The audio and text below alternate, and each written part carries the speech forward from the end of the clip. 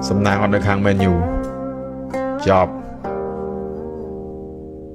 ភ្នំសានហ្វានខែ9អត់ដែលមានភ្លៀងសោះថ្ងៃនេះបាយជាមានភ្លៀងធ្លាក់ទៅវិញ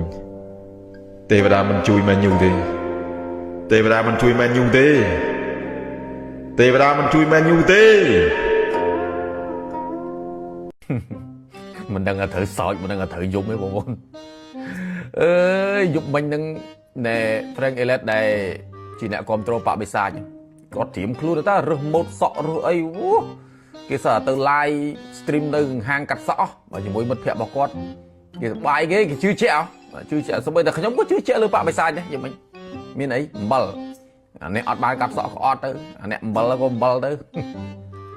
មិនគួរឲ្យជឿបងប្អូនមិនគួរឲ្យជឿអញ្ចឹងបានថា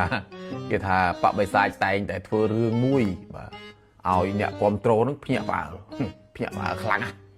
មានអាភ័ក្រមានអាភ័ក្រផ្អើលឈ្នះអីចឹងទៅមិនភ្ញាក់ផ្អើលមិនបើស៊ីសាមេនធី